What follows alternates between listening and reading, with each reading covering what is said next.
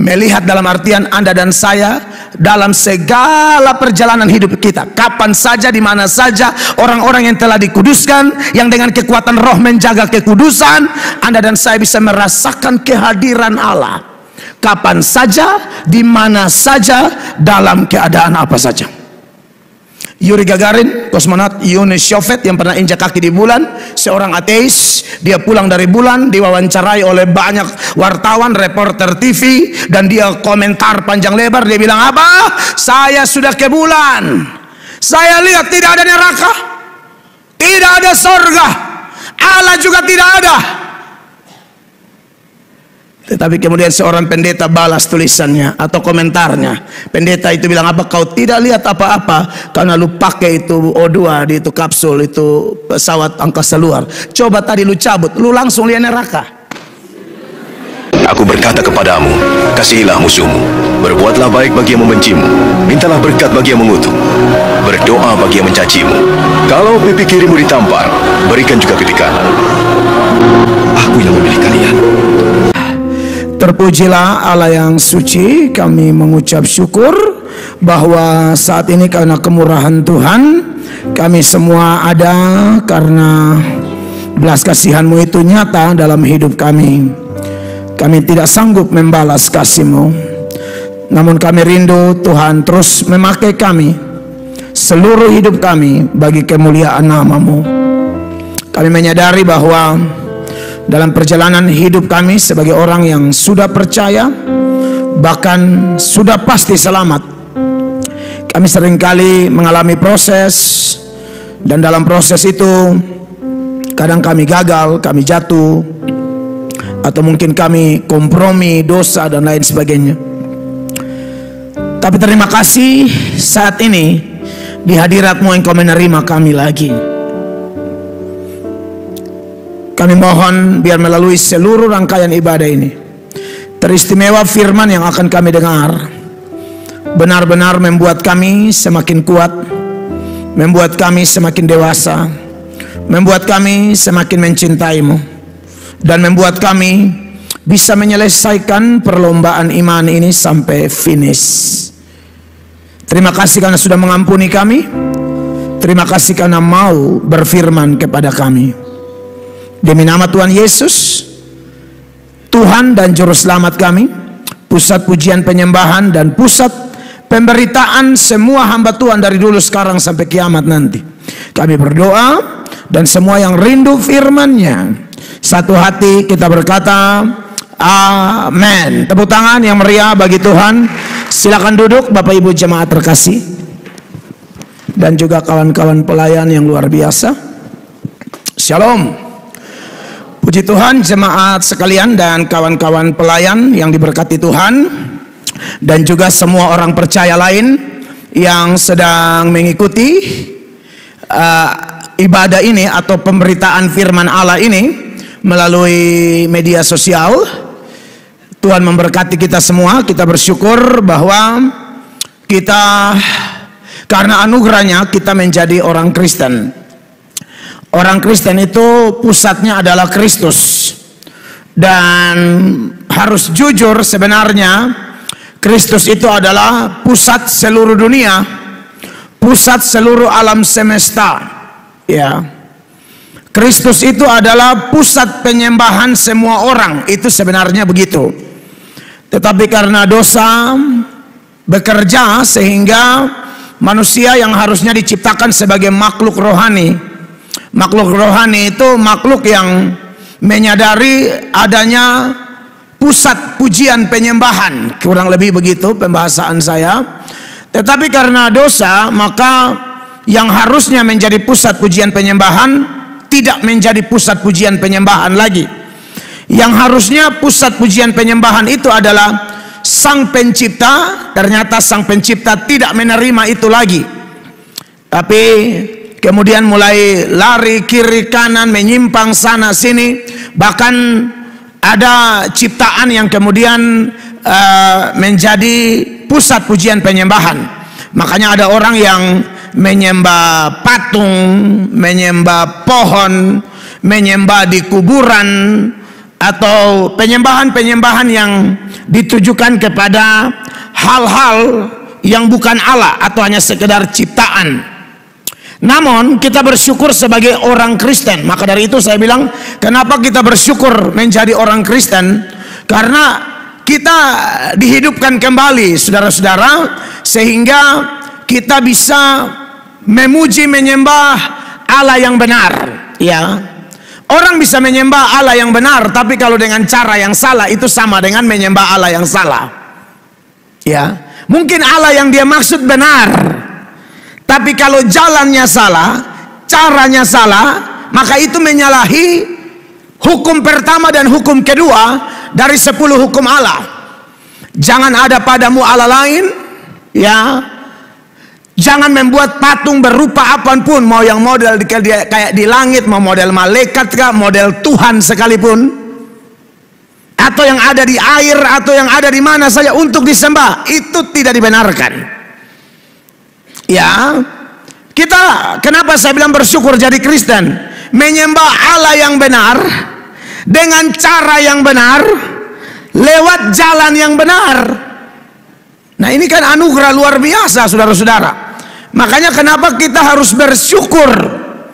Dan saya sudah sampaikan berkali-kali, harusnya penyebab kita begitu bersemangat memuji, menyembah, bersaat teduh, berdoa, baca Alkitab, melayani, beribadah, itu harusnya yang paling utama sekali adalah karena hal-hal semacam ini.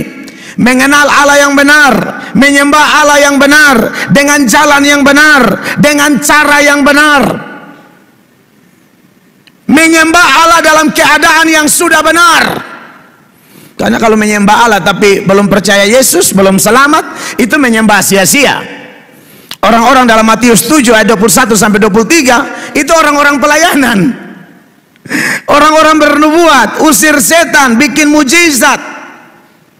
Kalau sekarang mungkin orang-orang yang berkhotbah, pendeta, gembala sidang, ketua sinode, ketua BPD, bisa jadi pendeta-pendeta ternama, pemimpin-pemimpin besar, memimpin umat bisa jumlah belasan ribu, 20 ribuan, atau mungkin ratusan ribu. Jadi pelayanannya hebat-hebat, tapi Anda lihat, melayani dalam keadaan tidak benar.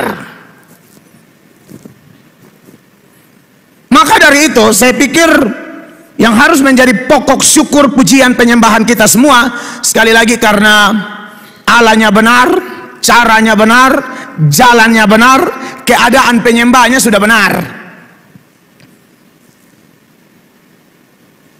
Kalau ini semua kita sudah alami, kalau hadapi fenomena-fenomena Kristen diganggu-ganggu, itu tidak ngefek sama sekali.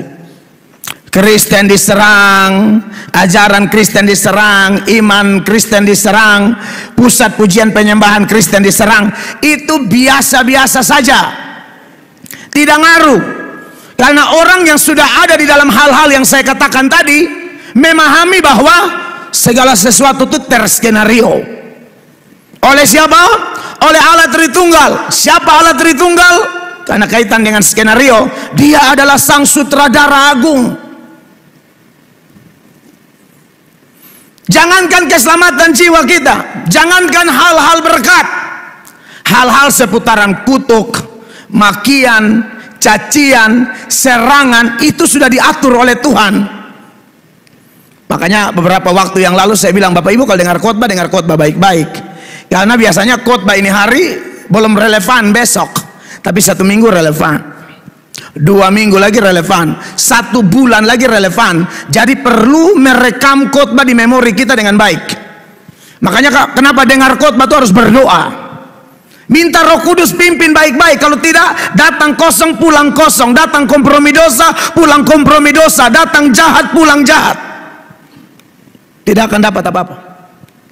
Datang nakal pulang bisa tambah nakal. Jadi datang gereja mesti persiapan hati, pikiran, berdoa dari rumah. Kalau bisa usahakan jangan berantem di rumah, jangan berantem di tengah jalan.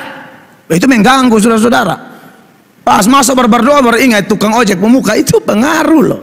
Benar, pengaruh besar. Lirik lagu semantap nih, semantap bahasa Inggris, segala pemain musik itu, tapi wajah tukang ojek itu yang sudah mau tabrak saudara pakai maki saudara lagi. Wow. Nah, tapi kalau orang sudah dalam keadaan benar, saya pikir kekuatan Roh Kudus akan bantu kita untuk segala sesuatunya terkendali. Amin. Nah, jadi saudara-saudara yang diberkati oleh Tuhan Yesus Kristus, saya tidak pengaruh dengan itu semua, karena sekali lagi skenario Tuhan. Amin. Segala sesuatu terjadi tanpa kebetulan. Jangankan kita yang dimaki, saya pernah kasih tunjuk ayat. Tuhan kita mengatur dalam skenario nya itu. Orang maki dia, maki Tuhan. Nah, harusnya kita kalau kena maki harus lebih tenang. Kita bukan sab-sab, kita ini orang kotor, ancur semua, sampah yang Tuhan pilih. Dia pencipta yang tidak pernah jadi sampah, tidak pernah terkontaminasi dosa. Izinkan dirinya dimaki. Dengan membaca ayat itu, saya kalau kena maki mau balas tuh malu setengah mati. Malunya sama kitab suci, malunya sama sang pemilik kitab suci, yaitu Tuhan sendiri. Malu. Lu siapa? Sampai saya evaluasi diri. Lu siapa? Dulu malam ketemu itu ayat, mau berontak, mau ini, mau itu, segala macam. Itu ditetapkan. Coba perhatikan Daniel 11:36. Daniel 11:36. Raja itu akan berbuat sekehendak hati. Ia akan meninggikan dan membesarkan dirinya terhadap setiap Allah, juga terhadap Allah yang mengatasi segala Allah. Ia akan mengucapkan kata-kata yang tak senonoh sama sekali, dan ia akan beruntung sampai akhir murka itu, sebab apa yang telah ditetapkan akan terjadi. Sebelum saya lanjut, yang main ayat siapa? Oh, Sela. Oke. Supaya saya tahu, standarnya saya tahu. Oh, akademisi lagi jaga Kayuyun. Hah? Oh, ada tugas di kabupaten. Oke. Baik, berarti saya agak slow down ini Bapak Ibu, karena pemain beda. Ya, tapi tidak apa-apa. Saya sebut nanti, disiapkan. Saudara perhatikan ayat ini ya. Di bagian B, juga terhadap Allah yang mengatasi segala Allah. Siapa Allah yang mengatasi segala Allah? Ya Allah kita. Allah ya Allah, yang lain itu berhala-berhala, dan itu bukan Allah. Allah itu cuma satu, yaitu Allah Yahweh, Bapa kita. Allah yang di dalam ketunggalannya ada kejamakan, yang kita sembah sebagai Allah Tritunggal. Oke. Juga terhadap Allah yang mengatasi segala Allah, ia, Raja itu akan mengucapkan kata-kata yang tak senonoh sama sekali. Ini maki Tuhan. Kata-kata yang tidak senonoh, kata makian, cacian dan sejenisnya ditujukan kepada Allah. Bayangkan, ini sumber segala kehidupan. Berkat ada pada dia, kutuk ada pada dia, ya. Bahagia ada pada dia, sial juga ada pada dia, semua ada pada dia. Bencana juga ada pada dia. Semua ada di dia. Berani-beraninya ada orang bisa maki dia. Tetapi saudara bisa lihat ini, bahwa ternyata ini ditetapkan, dan ia akan beruntung sampai akhir murka itu. Sebab, Bapak Ibu perhatikan, apa yang telah ditetapkan akan terjadi. Yang ditetapkan dalam teks ini apa? Allah menetapkan seorang ciptaannya maki dia.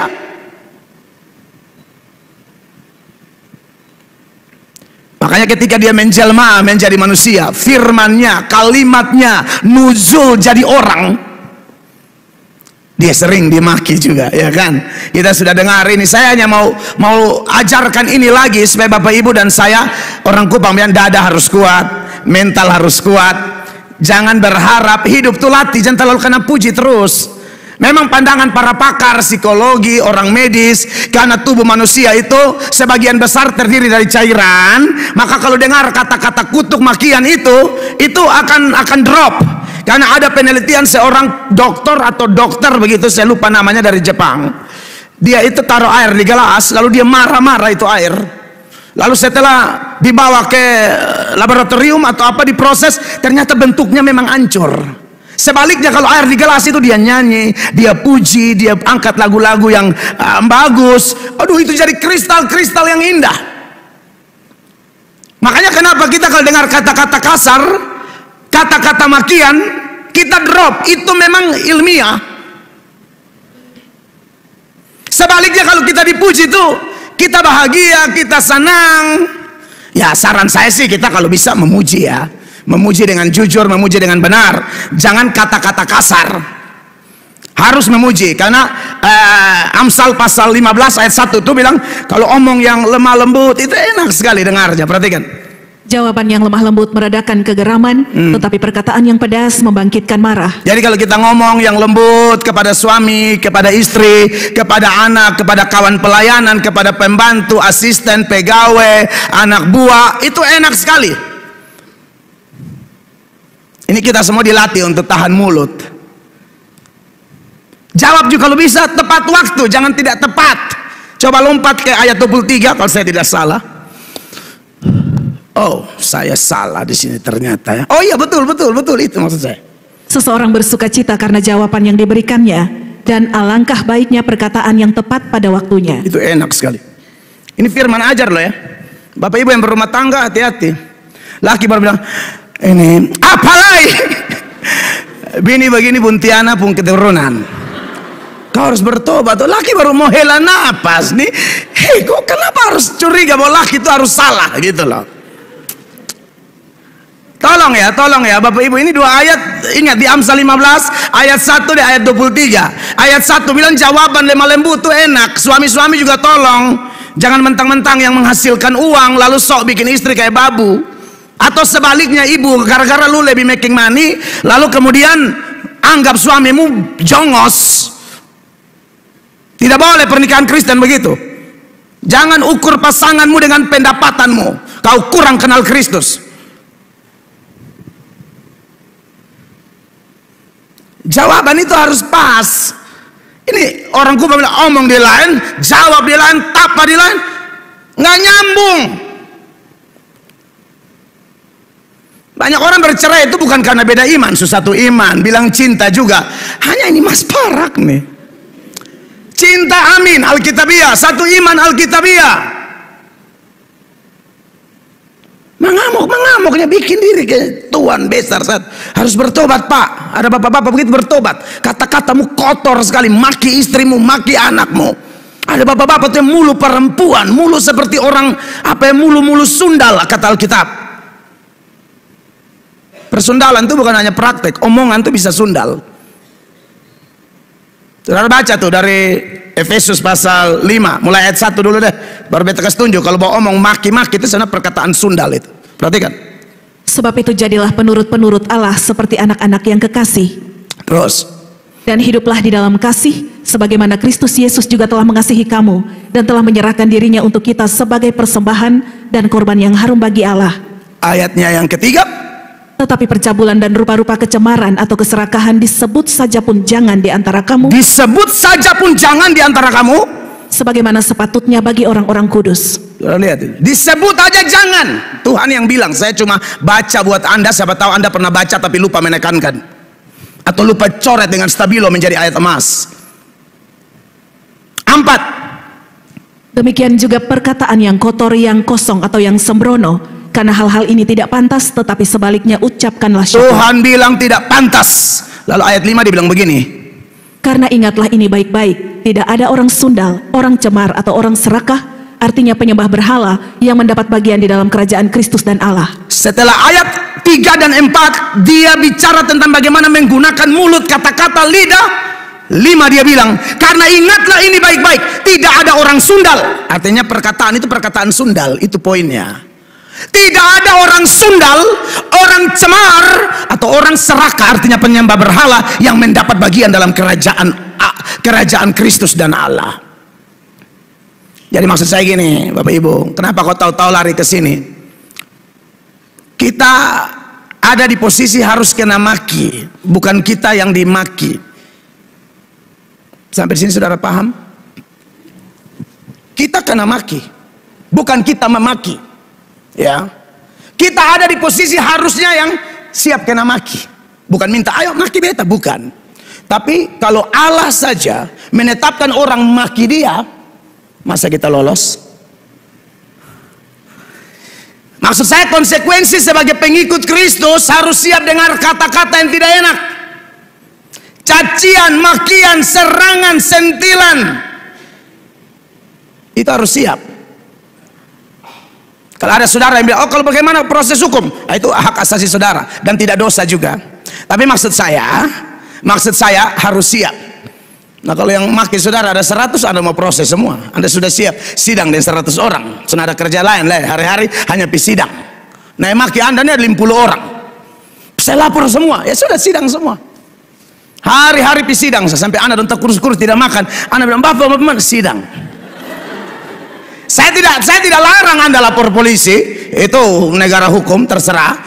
Tapi kalau Kristen kelihatannya kalau Allahmu dan Allahku atur dia kena maki, Yesusmu dan Yesusku kena maki, rasa-rasanya sulit Anda dan saya menghindari kata-kata. Saya mulai dari kata-kata, ini belum yang level lebih berat. Aniaya, bunuh, bakar, hidup-hidup. Itu bisa terjadi, kenapa tidak? Kalau Allah tetapkan saya dan saudara dibakar, bakar, nggak bisa lari. Orang ditetapkan mati martir, Anda mau lari kemanapun, Anda mati martir. Kalau Anda tidak ditetapkan untuk martir, kau bicara sekeras apapun, kau khotbah sekeras apapun, you mati baik-baik. Metenya rame lagi. Jadi jangan ada di sini saudara yang minta Tuhan bukakan akhir hidupku, jangan. Tuhan kasih tahu lu diare ya. Diam-diam saja, mengalir, ngeflow, percaya skenario-nya yang terbaik. Amin. Kalaupun harus martir, Anda dan saya bisa mati martir seperti Stefanus. Sementara dirajam, sementara berdoa, sementara dilempari, sementara ampunin orang. Itu keren. Amin, Bapak Ibu. Jadi harus siap. Oh, saya sudah buktikan ulang-ulang Tuhan Yesus kena maki ini. Orang Kuba bilang, maki apa tinggal apa, semua cacian makian. Mulai dari Yesus orang gila. Yang ngomong ini keluarga lagi. Keluarga bilang Yesus orang gila. Pernah baca Markus 3:21? Coba lihat, semoga tidak salah. Kaum keluarganya datang bilang apa sama Tuhan Yesus? Waktu kaum keluarganya mendengar hal itu, mereka datang hendak mengambil dia, sebab kata mereka, ia tidak waras lagi. Kata kaum keluarganya, ia tidak waras. Itu sama dengan ia gila. Ya, saudara yang kalau hanya ikut Tuhan, belum ada tentangan dalam keluarga, semua cenderung mulus-mulus. Bukan harus ada, tapi ya, lihat dari ayat ini, tambah lagi Yesus bilang, musuh orang kan orang-orang seisi rumahnya. Yohanes 10:36. Masihkah kamu berkata kepada dia yang saya salah, Matius 10:36. Dan musuh orang ialah orang-orang seisi rumahnya. Iya. Kecuali satu rumah itu bertobat. Kalau Anda mau bertobat sendiri, itu biasa gesekan mulai dari dalam situ. Makanya kenapa penting kalau mau bahagia, doakan rumah tanggamu supaya semua bertobat. Kalau satu saja bertobat, kasihan. Dia pelayanan, capek-capek pulang pelayanan, datang koperasi subahnya di rumah. Apa ini, apa acara apa? Reunian koperasi? Tidak, ternyata ada kerabat, entah suami, anak, istri pinjam koperasi, lupa kasih tahu, bingung mau bayar, nyakar mana. Kasihan kan? Kita baru pulang pelayanan, pulang bencana di rumah. Karena satunya kita ajak ke gereja, dia mau main judi online, jadi pinjam doi, bagian bayar lari. Ini kan sial. Makanya Anda harus bergumul buat keluarga Anda dan saya. Saudara, ada pelayanan, ada satu-dua setan dalam rumah yang jadi bencana. Tapi apakah ini kemudian kita langsung menyerah? Oh tidak, saya hanya mau kasih tahu konsekuensi-konsekuensi yang tidak bisa dihindari. Ya, keluarga sudah maki, orang lain lagi maki Tuhan Yesus. Seperti ayat-ayat yang pernah saya tunjukkan, Yohanes 10 ayat 20, Yesus lagi khotbah, nyatakan kebenaran. Yang datang bukan pujian, yang datang ada juga pujian, tapi ada juga makian. Perhatikan. Ia kerasukan setan dan gila. Iya, ini kerasukan setan dan gila. Itu Tuhanmu dan Tuhanku. Yang saya bilang, sentral seluruh dunia atas penetapan Bapa. Bapaknya kena maki, dia juga kena maki. Ia kerasukan setan dan gila. Dia pernah dibilang penjahat, dia pernah dikatain penyesatan, macam-macam. Beelzebul, mereka pernah bilang begitu sama dia. Jadi Bapak Ibu, salah kalau konsep ikut Kristen, saya ikut supaya orang puji saya, pas khotbah semua bilang menyala. Yang bisa puji kita hanya sama-sama yang ada Roh Kudus, dan pujiannya itu tulus, dan itu dorongan roh. Bukan dia puji kesemakan puji orang, bukan. Dia puji karena cinta, dia semangat, dia mendorong saudaranya melayani. Itu beda. Tapi kan Alkitab bilang jalan itu sempit. Jalan orang-orang ada Roh Kudus itu sempit. Lebih banyak yang tidak ada Roh Kudus. Jadi peluang kena maki, peluang kena serang lebih tinggi. Tapi jangan takut, kekasih Tuhan. Kristen itu semakin dihambat, semakin merambat. Amin. Semakin dimaki, semakin diserang, semakin disentil, semakin kuat, semakin dahsyat.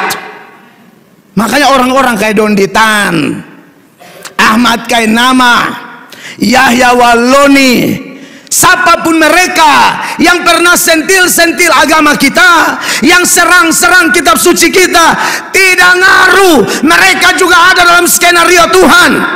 Amin. Tidak usah kepahitan dengan mereka. Jangan lihat muka mereka di layar lalu marah, jangan.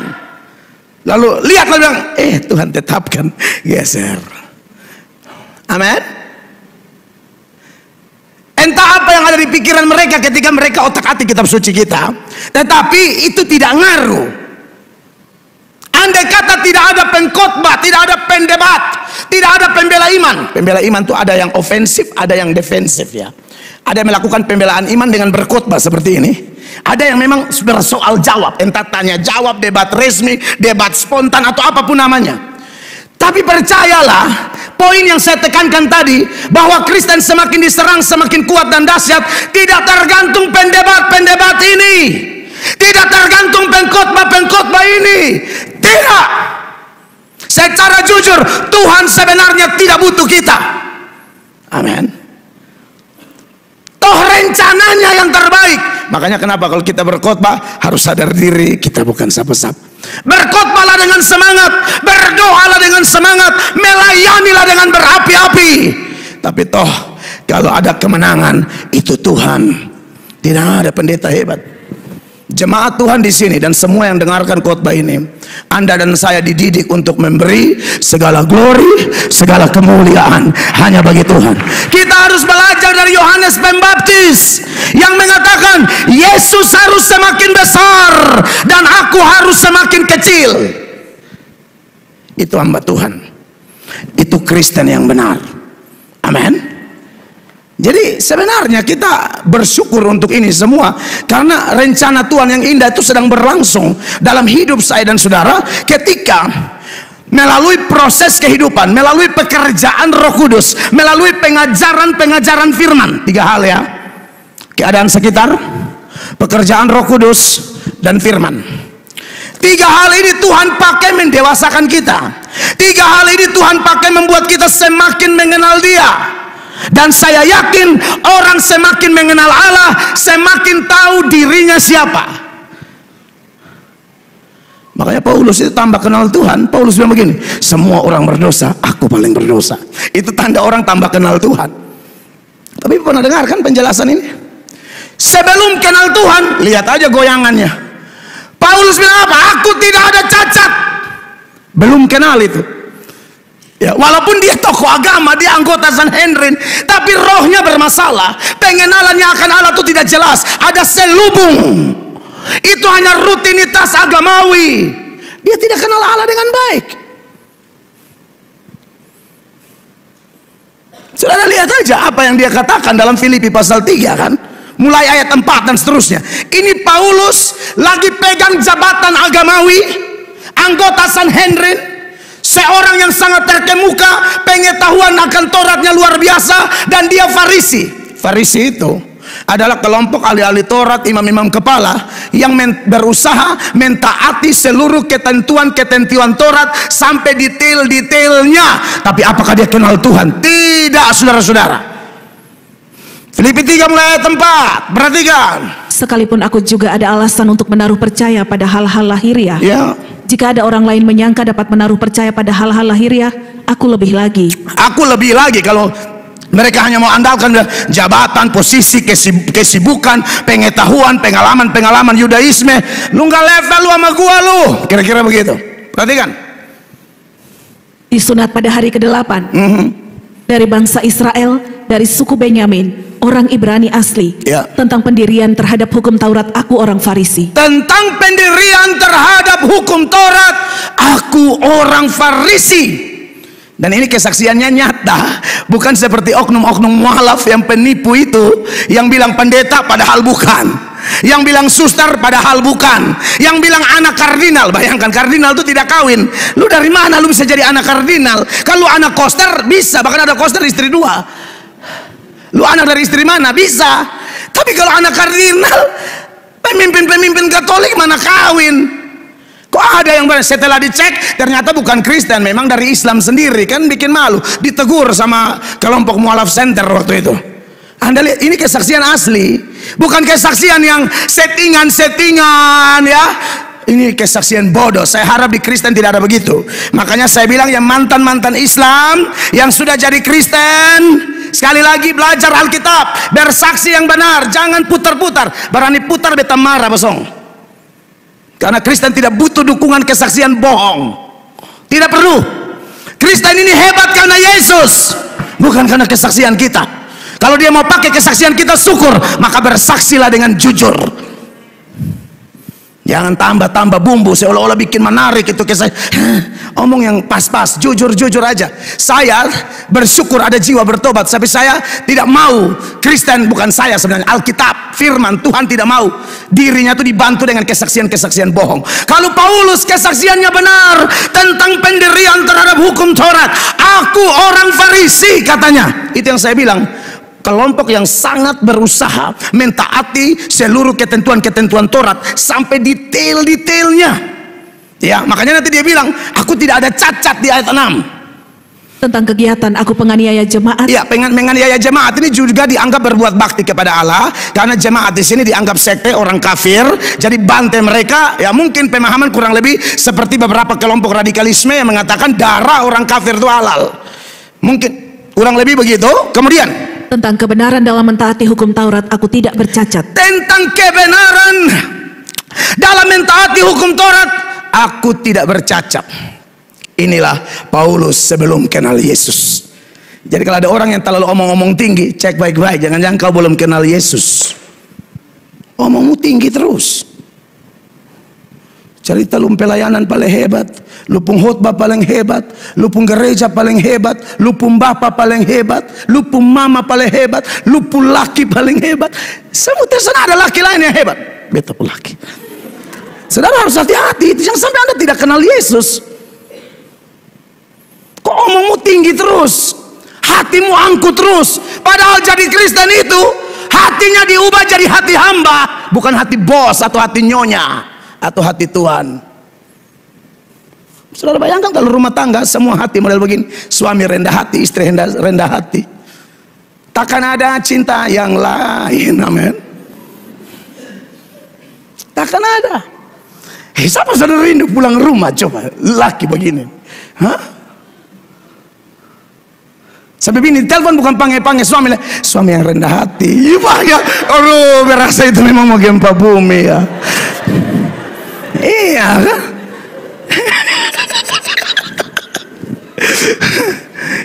Suami juga balas, istri hati hamba, sadap. Iya kan? Artinya sampai begitu juga. Tapi maksud saya begini, itu agak ini ya, agak India. Tapi maksud saya, ini omong benar nih. Kalau kita rendah hati semua, siapa mau nada-nada tinggi tidak perlu di rumah. Amin. Suami togor makan, mama makan, bapak dahulu. Dia terlalu rendah hati sekali. Menyalakan makan kasih habis semua. Lagi makan kasih habis semua, masan mau. 2 jam kemudian mah pingsan pucat. Mama rendah hati sampai siksa diri ya. Bapak Ibu, ini orang Dia bilang aku tidak ada cacat. Tapi Anda lihat ketika ketemu Yesus Kristus, ini berubah benar-benar. Ayat 7 sama-sama, 1, 2, 3. Tetapi apa yang dahulu merupakan keuntungan bagiku, sekarang kuanggap rugi karena Kristus. Dulu semua terindah, oh setelah jumpa Yesus itu semua rugi. 8, 2, 3. Malahan segala sesuatu kuanggap rugi karena apa? Pengenalan akan Kristus Yesus Tuhanku lebih mulia daripada semuanya. Oleh karena dialah aku telah melepaskan semuanya itu dan menganggapnya sampah, supaya aku memperoleh Kristus. Terbalik sama penipu-penipu yang saya bilang tadi, melepaskan Yesus lalu anggap dirinya beruntung. Kau sedang menipu dirimu. Kau tidak beruntung, kau sial berat, kau pasti masuk neraka. Lagi ada kesempatan mending kembali. Ini keuntungan hebat luar biasa, dia anggap sampah gara-gara Kristus. Sekarang lepas Kristus bangga, jelek-jelekan Kristen dengan alasan begini-begini, padahal pengetahuan amburadul semua. Kutipan-kutipan ayat ngaco semua. Tapi kita bersyukur sebagai orang Kristen bahwa kata kunci dari Kristen itu cuma satu: perubahan. Harus ada perbedaan dulu dan sekarang. Tidak bisa tidak. Bagaimana pemahamanmu tentang Kristus yang dulu dan sekarang? Dulu dia cuma ini nabi, dulu dia cuma guru moral, dulu dia cuma tokoh agama. No, sekarang diubahkan Allah. Dia bukan sekedar nabi, dia bukan sekedar guru moral, dia Allah, dia Tuhan, dia pencipta langit dan bumi. Makanya minggu lalu itu pembuktian data begitu jelas, sampai ada jemaat yang bilang, aduh Bapak, itu khotbah minggu lalu, itu firman-firman minggu lalu betul-betul bikin kami langsung merenung. Kalau malaikat saja sembah dia, betapa beruntungnya kami. Malaikat yang dimaksud di situ, malaikat yang tidak berdosa. Ada dua malaikat ya, kelompok malaikat berdosa yang jadi setan, dan kelompok malaikat yang tidak berdosa. Bagi malaikat yang tidak berdosa harus menyembah dia. Yang tidak menyembah dia pun pasti takut sama dia, tapi akhirnya dibuang ke neraka, yaitu iblis dan timnya, grupnya. Lalu ada jemaat bilang sama saya, kalau malaikat yang tidak pernah berdosa aja disuruh sembah Yesus, apalagi kita yang mantan pemabok. Saudara omong, saudara pendosa masing-masing, saudara evaluasi masing-masing. Kita yang mantan nakal, mantan bajingan, mantan segala macam. Sekarang kalau Anda tidak menyembah Yesus, saya tidak mengerti lagi. Tapi orang yang paham itu teks, orang yang paham penjelasan tentang superioritas Kristus, keunggulan Kristus, dia tidak bisa tidak. Rasanya aneh kalau tidak ada di hadirat, atau ada di hadiratnya tapi tidak fokus, tuh rasanya aneh. Itu hanya 2 jam di hadirat Allah. Tidak ada kesempatan main handphone waktu orang khotbah, nggak ada. Kalau memang kau hormat Kristus. Kalaupun handphone, catat khotbah, bukan nonton cara masak tahu. Ada di kota lain di Indonesia tuh saya hantam ngeri itu. Kau pikir kau undang saya untuk kasih senang kau di sini? Orang khotbah dia nonton cara masak apa kau? Itu darah pun tinggi lah. Kita marah benar-benar. Makanya saya pulang tidak ada WA ucapan terima kasih telah datang melayani. Tidak apa-apa, saya kan juga tidak butuh itu. Jadi Bapak Ibu terkasih, nah itu sedikit hal-hal yang saya mau tambahkan sebelum kita lanjut. Kita kan bahasnya 1 Timotius pasal 6 ya. Minggu lalu tuh banyak tentang kealahan Kristus, dan memang dia sentral, dia Allah. Orang-orang yang tolak-tolak dia sekarang akan menyesal. Karena Alkitab bilang setiap lutut akan bertelut, Bapak Ibu. Amin. Semua lidah itu akan mengaku. Yang percaya dan tidak percaya akan berlutut. Yang percaya dan tidak percaya akan mengaku. Saudara sudah pernah baca ayatnya? Di dalam Filipi 2 ayat 10, 11, 1, 2, dan 3. Itulah sebabnya Allah sangat meninggikan dia dan mengaruniakan kepadanya nama di atas segala nama. 10.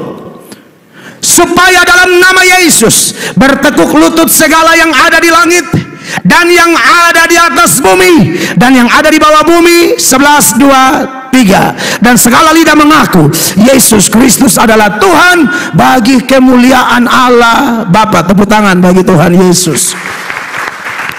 Ini semua yang percaya maupun yang tidak percaya, semua makhluk. Sorotan khusus bagi manusia yang percaya atau tidak percaya, semua malaikat yang percaya atau tidak percaya, maksudnya yang taat atau tidak taat, kau tetap akan menyembah Dia.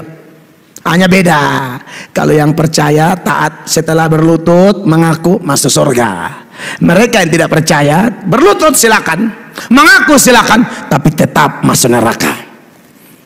Jadi waktu Yesus datang tuh yang kepala-kepala batu yang lagi maki Yesus itu semua, andai kata waktu Yesus datang itu kan Alkitabnya halilintar dari timur ke barat, entah fenomenanya seperti apa belum pernah terjadi sejak dunia dijadikan. Pokoknya itu mengerikan. Orang langit dia gulung semua kok.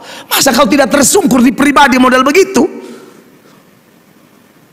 Lihat Pak Prabowo, lihat Pak Jokowi aja orang histeris.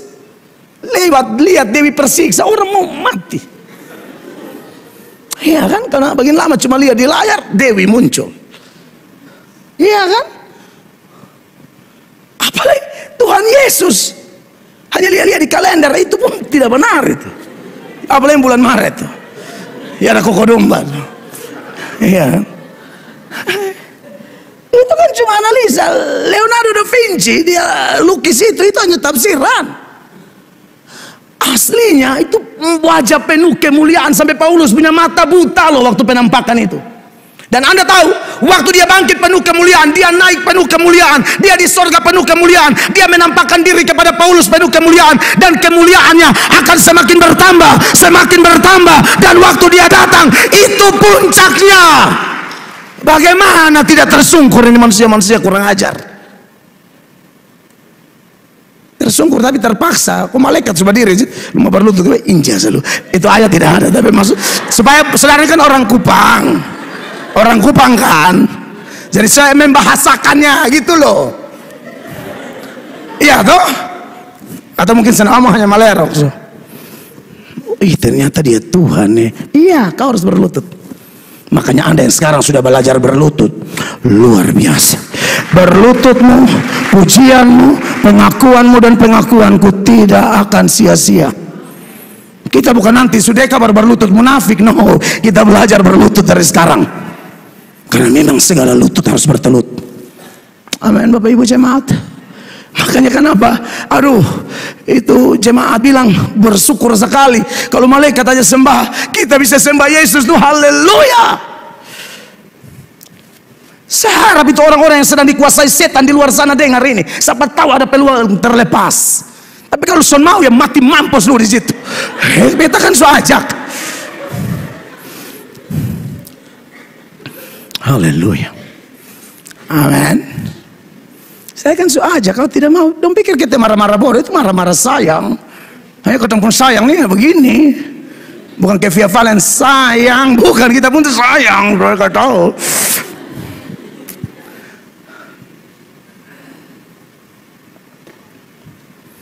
Nah, kita sudah sampai di ayat 16 kemarin. Ayat 16 boleh ada sebagian dari 1 Timotius 6 ayat 16, sama-sama baca. 1, ini bukan DMC ya. 1, 2, 3. Dialah satu-satunya yang tidak takluk kepada maut, bersemayam dalam terang yang tak terhampiri. Seorang pun tidak pernah melihat dia, dan memang manusia tidak dapat melihat dia. Baginya lah hormat dan kuasa yang kekal. Amin. Saudara yang diberkati oleh Tuhan Yesus, sebenarnya ayat 16 ini bicara tentang Bapa. Tapi mengingat hakikat Bapa, Anak dan Roh Kudus itu sama, pribadinya beda, maka apa yang ada pada Bapa itu juga ada pada Yesus, kecuali dalam peran-peran khusus dalam urusan merendahkan diri dan menebus kita. Ya, hakikat Yesus sesungguhnya tidak bisa dilihat. Hakikat Yesus sesungguhnya seperti ayat ini sebenarnya. Sekali lagi ini ayat untuk Bapa. Dialah satu-satunya yang tidak takluk kepada maut, artinya yang punya keabadian, ketidakbinasaan. Tapi Yesus harus menjelma menjadi manusia supaya bisa mati ganti dosa kita. Amin. Tapi setelah peristiwa itu, tugas itu, peran itu, Yesus kekal selama-lamanya. Amin. Dalam konteks sudah dua natur itu ya. Yesus itu pribadi cuma satu, naturnya dua. Natur ya, dia pribadi cuma satu, ada hakikat dua ya, natur Allah dan natur manusia. Nah, saudara-saudara yang diberkati oleh Tuhan Yesus, jadi hanya dalam urusan itu, dan itu memang sekali lagi itu juga skenario Tuhan. Saudara tahu? Saya sudah ingatkan, masih ingat ayatnya. Yesus itu bukan baru ditentukan saat Adam dan Hawa jatuh dalam dosa. Itu doktrin ajaran salah, tidak sesat, tapi kurang tepat, kurang teliti. Kan dulu kan kita dengar, setelah manusia jatuh dalam dosa, ada lagi pengkhotbah yang bilang, Allah pusing. Bayangkan. Jadi mengumpamakan Allah sama kayak Bapak di Olmova. Ya aduh. Begitu. Setelah manusia jatuh baru tak kaget. Nah, sukar mana nih? Donjuk bodoh leh. Maka sudah terapat dulu. Bapak Anak Roh Kudus, sukar mana nih? Gimana nih? Ini manusia udah jatuh, jadi gimana? Di antara kita Bapak Anak Roh Kudus ini siapa yang mau menjelma? Ini ajaran tidak sesat, tapi kurang teliti, jadi tidak tepat. Yesus itu sudah ditetapkan untuk menjelma menjadi manusia dan mengalami proses perendahan itu. Jadi manusia itu rendah loh. Anda bayangkan pencipta jadi ciptaan. Itu merendahkan dirinya. Yesus letaknya di situ. Kealahannya tidak hilang, tapi kemanusiaan ditambahkan kepada dia. Itu sama kayak Pak Jokowi presiden, dan mesti turun di desa satu baru pakai pakaian kumal-kumal. Itu merendahkan diri sebenarnya. Itu contoh lemah. Sampai orang tidak tahu bilang dia presiden RI yang ke-7. Orang tidak tahu lah karena bergaul. Oh ne Bapak, contoh. Berwaktu biasa adain posisi bingung ini. Beliau berdandan sedemikian rupa sehingga presidennya tuh nggak ketahuan. Yang ada betul-betul dia cabang lasi. Andai kata beliau berdandan begitu, itu contoh lemah loh ya saudara. Dia menutupi, padahal dia presiden, dia tetap presiden. Cuma dia pakai dandanan sedemikian rupa sehingga kita tidak tahu lah ini RI 1. Saudara tahu di kampung kapal desa seorang sambut bunuh babi 2. Ya kalau presiden tidak mungkin orang bunuh babi kan. Dan maksud saya kalau mereka tahu itu presiden, sapi. Iya kan? Nah, saudara bisa bayangkan ini Allah, ini bukan manusia presiden. Allah turun jadi manusia. Ya. Dan itu tuh sudah ada dalam skenario. Sekali lagi, tidak ada yang Allah bikin dadakan. Apapun yang terjadi di hidup kita tidak ada yang dadakan, tidak ada yang iseng-iseng, tidak ada. Semua terskenario. Jadi jangan kaget, marah, khawatir, buang-buang energi, tidak merubah apapun.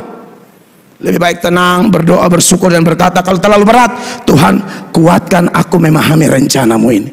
Secara jujur hamba tidak sanggup. Jujur aja sama Tuhan. Secara jujur hamba panik. Secara jujur hamba bingung. Secara jujur hamba terluka Tuhan.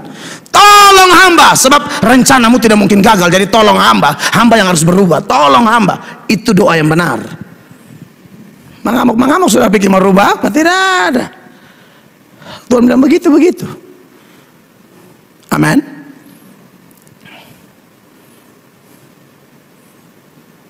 Satu Petrus 1 ayat 18. Tolong 18. Sebab kamu tahu bahwa kamu telah ditebus dari cara hidupmu yang sia-sia, yang kamu warisi dari nenek moyangmu itu, bukan dengan barang yang fana, bukan pula dengan perak atau emas. Lalu dengan apa? 19. Melainkan dengan darah yang mahal, yaitu darah Kristus yang sama seperti darah anak domba yang tak bernoda dan tak bercacat. Ini darah Yesus ini ditetapkan dari kapan? 20 sama-sama jemaat. 1, 2, 3. Iya, Tuhan Yesus telah dipilih. Kapan? Sebelum dunia dijadikan. Tetapi karena kamu baru menyatakan diri pada zaman akhir. Jadi Yesus itu dipilih jadi penebus. Anak Allah harus menjelma menjadi manusia, mati, menderita, mati, bangkit, naik ke sorga, duduk sebelah kanan Allah. Itu sudah ditetapkan sebelum dunia dijadikan. Kalau dunia belum jadi, Adam dan Hawa belum ada. Adam dan Hawa belum ada, dosa juga belum terjadi. Jadi semua ada dalam penetapannya. Ini doktrin kelihatan berat, tapi ini Alkitabiah, harus dipercayai.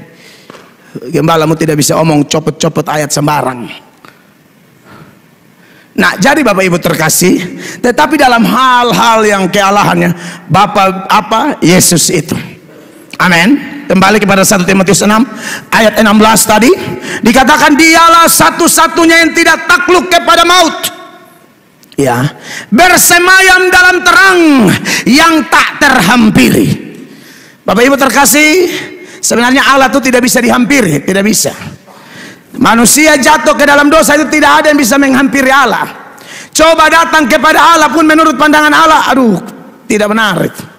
Makanya Alkitab bilang tidak ada orang yang mencari aku. Padahal faktanya orang bikin ritual lah, bikin ini. Tuhan bilang tidak ada yang cari aku.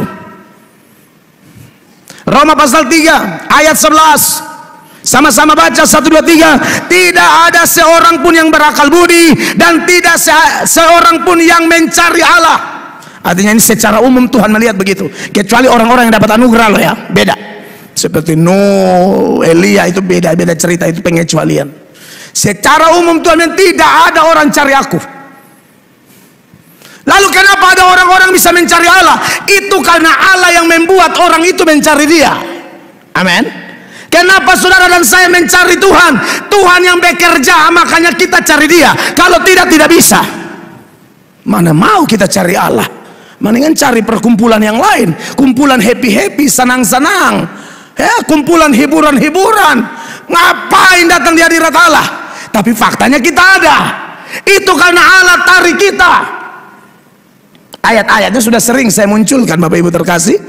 Ya, semua kita yang datang pada Yesus ini, kita ditarik Bapa, dan memang Bapa sudah tentukan kita. Yohanes 6 ayat 37 itu baca pelan-pelan. Itu ayat bilang apa di sana? Yohanes 6 ayat 37. Semua yang diberikan Bapa kepadaku. Berarti semua yang diberikan Bapa kepada Yesus akan datang kepadaku, akan datang pada Yesus. Dan barang siapa datang kepadaku, ia tidak akan kubuang. Sebenarnya Allah itu tidak bisa dihampiri, tapi karena kekuatannya, kasihnya, kuasanya, Dia menarik orang-orang yang Dia mau untuk menghampiri Dia. Ini lagi yang membuat kita lebih bersyukur. Allah menarik kita datang padanya. Ayat 44, jemaat, perhatikan, sama-sama baca 1, 2, 3. Tidak ada seorang pun dapat datang kepadaku jikalau ia tidak ditarik oleh Bapa yang mengutus aku, dan Ia akan kubangkitkan pada akhir zaman. Saudara pikir siapa yang bikin saudara datang?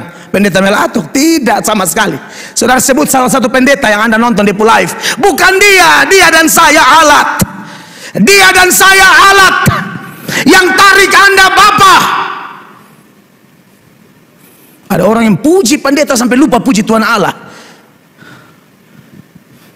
Dia cerita, dia pernah cerita Tuhan Yesus, penggembala, terlalu dahsyat. Apa kesaksian ke orang gila. Puji pendeta pas-pas saja sesuai firman. Bila perlu terlalu banyak puji dia, dukung, dan mau bilang transfer juga nanti salah. Dukung aja, doa cukup. Itu kadang-kadang tergoda juga. Doakan aja cukup. Amin. Tak usah puji-puji pendeta yang lebe-lebe. Pendeta-pendeta terlalu puji-puji, makan puji nanti.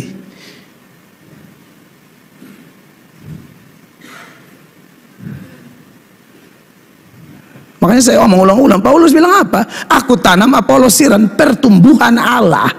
Tidak ada gara-gara dia yang berbuat bertumbuh, tidak, Allah. Jadi saudara-saudara, Allah itu tidak bisa dihampiri. Anda bersyukur bisa menghampiri Dia. Kenapa? Karena kita dikuduskan. Ya, ayat itu lagi bilang begini di dalam ayat 16 itu dari 1 Timotius 6. Dialah satu-satunya yang tidak takluk kepada maut, bersemayam dalam terang yang tidak terhampiri. Lanjutnya bilang apa? Seorang pun tak pernah melihat Dia, dan memang manusia tidak dapat melihat Dia. Tapi kalau orang-orang yang dipilih bisa lihat Dia.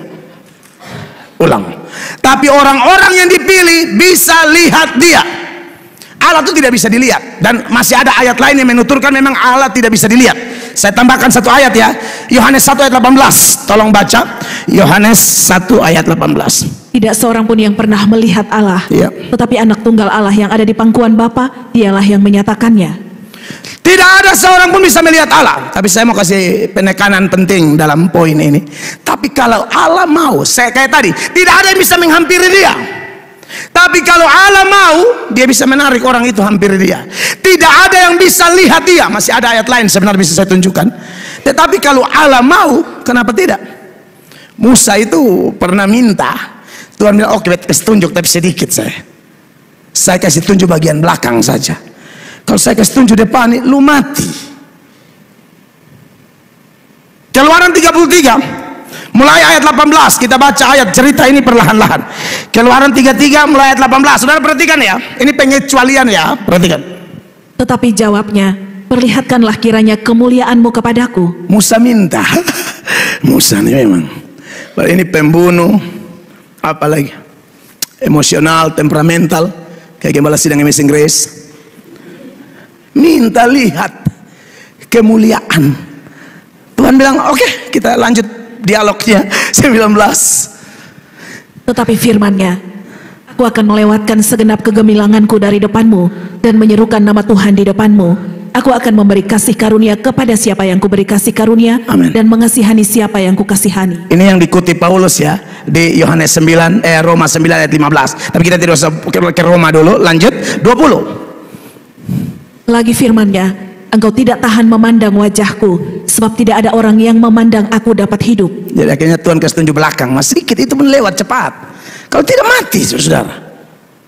Kau mau lihat Tuhan Allah? Tidak bisa. Tapi sudahlah, karena ini kembali kepada hak istimewa prerogatifnya Tuhan. Tuhan mau bermurah hati kepada. Tapi sudahlah, bet kasih tunjuk belakang. 21. Berfirmanlah Tuhan, ada suatu tempat dekatku di mana engkau dapat berdiri di atas gunung batu. 22. Apabila kemuliaanku lewat, maka aku akan menempatkan engkau dalam lekuk gunung itu, dan aku akan menudungi engkau dengan tanganku sampai aku berjalan lewat. 23. Kemudian aku akan menarik tanganku dan engkau akan melihat belakangku, tetapi wajahku tidak akan kelihatan. Dia tuh tidak bisa dilihat, tapi kalau dia mau biar dapat lihat belakang aja. Musa pernah loh. Makanya diberkatilah orang yang dapat kasih karunia. Anda dan saya orang-orang kotor yang atas anugerahnya dia pilih kita, dia tarik kita. Dalam konteks perjanjian baru kita bisa melihat dia, karena pada waktu dia tarik kita itu sama dengan dia kuduskan kita. Dia bukan hanya tarik biasa, dari kata upaya tarik memberikan Anda dan saya kepada Yesus. Di situ dia kuduskan kita supaya kita yang kotor ini jadi kudus. Hati kita kudus, hidup kita kudus. Makanya Matius pasal 5 ayat 8 bilang begini, 1, 2, 3. Berbahagialah orang yang suci hatinya, karena apa? Mereka akan melihat Allah. Roma 12 ayat 14. Ibrani 12 14. 1, 2, 3. Berusahalah hidup damai dengan semua orang dan kejarlah kekudusan, sebab tanpa kekudusan tidak seorang pun akan melihat Tuhan. Jadi kalau Allah kuduskan kita, kita bisa melihat Tuhan. Tapi ingat, melihat dalam 2 ayat ini bukan melihat seperti kasus Musa tadi. Melihat dalam artian Anda dan saya dalam segala perjalanan hidup kita, kapan saja, di mana saja, orang-orang yang telah dikuduskan, yang dengan kekuatan roh menjaga kekudusan, Anda dan saya bisa merasakan kehadiran Allah kapan saja, di mana saja, dalam keadaan apa saja. Yuri Gagarin, kosmonot Yunus Shofet yang pernah injak kaki di bulan, seorang ateis, dia pulang dari bulan, diwawancarai oleh banyak wartawan, reporter TV, dan dia komentar panjang lebar. Dia bilang apa? Saya sudah ke bulan, saya lihat tidak ada neraka, tidak ada sorga, Allah juga tidak ada. Tetapi kemudian seorang pendeta balas tulisannya atau komentarnya. Pendeta itu bilang apa? Kau tidak lihat apa-apa karena lu pakai itu O2 di itu kapsul, itu pesawat angkasa luar. Coba tadi lu cabut, lu langsung lihat neraka. Lu berani cabut tapi lu langsung tahu neraka itu ada. Surga Allah itu dimensinya dimensi rohani, dimensi kekekalan, bukan kasat mata. Beda sama Jim Irwin. Jim Irwin injak kaki di bulan, dia bersaksi, aku merasakan hadirat Tuhan, karena dia anak Tuhan. Dia bisa hadir di salah satu ciptaan Tuhan, salah satu benda penerang besar namanya bulan, dan itu dicatat di Alkitab. Dia langsung rasakan hadirat Allah, dia tersungkur di bulan karena dia anak Tuhan. Makanya kalau saudara anak Tuhan, saudara akan rasa hadirat Allah di kantor, di rumah, dalam bisnis. Bahkan ada sedang memasak, bisa penyembahan tapi buka mata. Amin. Pesanan ada banyak berangus nih kan, hancur banyak kan. Iya toh, lagi bongkar oto, lagi bikin babai ini persnel, itu penyembahan. Amin. Yesus malole bot hilang dua tuh saudara rasa, saudara. Iya, saudara ini beta, mungkin saudara kata benar, daripada mengaku hamba Tuhan muka main stres terus, lu rasa hadirat Allah ku sonde di lubung kantor. Hah? Bilang menyembah malah susah terus. Memuji dong, mulutku penuh nyanyian, hatiku penuh nyanyian. Itu bukan omong kosong. Orang yang suci hati merasakan kehadiran Allah. Kita bukan sukacita pas di gereja. Di gereja pertemuan kudus, jadi sukacita kita semua gabung menjadi sukacita besar. Tapi sukacita permanen sudah ada di diri-diri kita semua yang telah dikuduskan oleh Allah. Tidak mungkin tidak ada. Kalau tidak ada, hubunganmu dengan Tuhan bermasalah. Terlalu banyak baca Alkitab, lupa berdoa mungkin. Harus seimbang dua-dua. Amin, kekasih Allah. Jadi kita bisa melihat Allah, walaupun tentu belum sempurna ya, karena Allah yang menarik kita tuh kasih batasan tertentu. Sehingga minggu lalu saya bilang belum sempurna, tetapi akan sempurna suatu saat. Makanya di dalam surat 1 Korintus ya 13 mulai ayat 9, saya kasih tahu pengetahuan tidak ada yang sempurna. Ingat ini ya, supaya jangan ada kita yang sombong rohani, rasa diri pintar. Orang kayak Calvin Agustinus saja mentok, apalagi kita nih. Perhatikan. Sebab pengetahuan kita tidak lengkap dan nubuat kita tidak sempurna. Pengetahuan tidak ada yang lengkap. Ya makanya kalau kita hanya beda gereja, sepanjang dasar-dasar teologi sama, yang lain-lain tak usah bertengkar. Tidak usah, yang penting percaya Tritunggal, Yesus Kristus adalah Allah yang menjadi manusia, satu-satunya penebus. Alkitab semua adalah firman Allah dari Kejadian sampai Wahyu. Percaya soteriologi, ilmu keselamatan, di bawah kolong langit tidak ada nama lain kecuali Yesus. Percaya ada sorga, percaya ada neraka, percaya ada kiamat. Ya itu kita kawan sudah. Amin. Kalau yang sudah mulai begitu menyimpang-menyimpang ya kita tegur, kasih ingat. Tapi kalau yang masih batasan ini, mau sinode apa ya kita bakawan. Amin. Diskusi, debat bukan pamer ilmu. Sebab ini ayat bilang tidak ada yang lengkap, ya, tidak ada yang sempurna. 10. Tetapi jika yang sempurna tiba, maka yang tidak sempurna itu akan lenyap. Nah, yang sempurna itu datang, baru semua yang tidak sempurna ini akan dilenyapkan. Jadi semua kita masuk ke dalam kesempurnaan, ya. 11. Ketika aku kanak-kanak, aku berkata-kata seperti kanak-kanak, aku merasa seperti kanak-kanak, aku berpikir seperti kanak-kanak. Sekarang sesudah aku menjadi dewasa, aku meninggalkan sifat kanak-kanak itu. Iya, iya. Kemudian 12. Karena sekarang kita melihat dalam cermin suatu gambaran yang samar-samar, tetapi nanti kita akan melihat muka dengan muka. Sekarang aku hanya mengenal dengan tidak sempurna, tetapi nanti aku akan mengenal dengan sempurna seperti aku sendiri dikenal. Iya, sekarang belum sempurna ya, tapi percayalah yang tadi saya bilang arti melihat Allah, Tuhan akan buat kita merasakan kehadiran Allah. Amin, saudara-saudara. Ini kan kebutuhan utama kita semua. Tuh hidup ini nyata, pergumulan banyak, hidup tidak rasa kehadiran Tuhan. Saya dan saudara harus sampai titik begini. Andai kata tidak ada orang peduli kita, nggak ada masalah. Anak Tuhan yang betul-betul cinta Tuhan, kehadiran Tuhan lebih dari segalanya. Saya tidak bilang kita tidak butuh orang lain, tetapi sebenarnya kalau mau ikut betul, Tuhan tuh lebih dari cukup. Makanya kalau Anda sendiri tidak suka cita lihat orang baru makfa fitik, sama saja. Dia kalau dengan Tuhan di sana gairah cari Tuhan, dia pikir Tuhan ini tunggu nanti dapat lihat di pengkawan SMA itu baru Tuhan ada. Ada masalah dengan hubunganmu dengan Tuhan. Karena Tuhan sendiri dengan Tuhan, dia jamah kamu.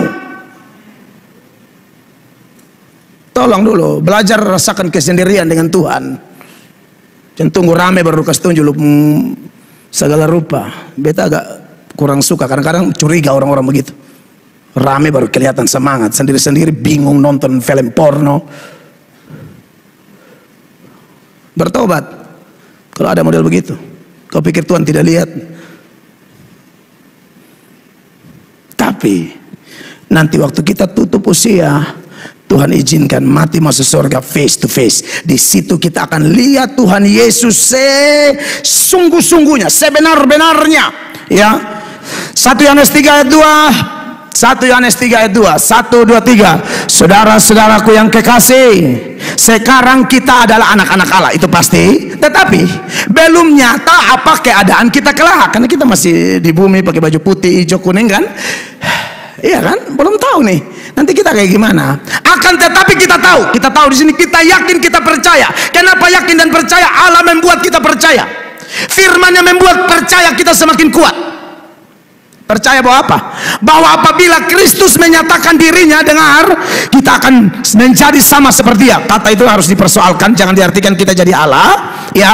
Tapi yang saya persoalkan bagian selanjutnya, 1, 2, 3. Sebab kita akan melihat Dia dalam keadaannya yang sebenarnya. Kalau sekarang jaga kekudusan, rasakan hadirat Allah, tidak lihat wajahnya. Tapi nanti di surga kita akan lihat Yesus dalam keadaan yang sebenarnya. Ini pasti terjadi. Pasti terjadi. Dan ketika membahas ini, Paulus tutup dengan kalimat apa? Di dalam ayat 16 ada satu yang namanya doksologi. Doksologi itu puji-pujian. Orang yang mengerti ini pasti memuji Allah. 1 Timotius pasal 6 ayat 16. Dialah satu-satunya yang tidak takluk kepada maut, bersemayam dalam terang yang tidak terhampiri. Seorang pun tak pernah melihat Dia, dan memang manusia tidak dapat melihat Dia. Tapi setelah mendengar penjelasan tadi, Paulus kemudian dengan pemahaman seperti itu, dia kagum kepada Allah. Maka dia bilang apa? Baginya lah hormat dan kuasa yang kekal. Amin. Itu namanya puji-pujian. Orang yang semakin mengenal Allah, semakin merasakan kehadiran Allah. Betapa hebat karya Allah dalam diri Anda dan saya. Yang ada di hidup kita cuma puji-pujian, penghormatan, pengagungan. Bukan hanya dengan ucapan bibir, tapi seluruh perilaku kita memuliakan Dia. Saya selesai, Tuhan dimuliakan. Haleluya. Aku berkata kepadamu, kasihilah musuhmu, berbuatlah baik bagi yang membencimu, mintalah berkat bagi yang mengutuk, berdoa bagi yang mencacimu. Kalau pipi kirimu ditampar, berikan juga pipi kanan. Aku yang memiliki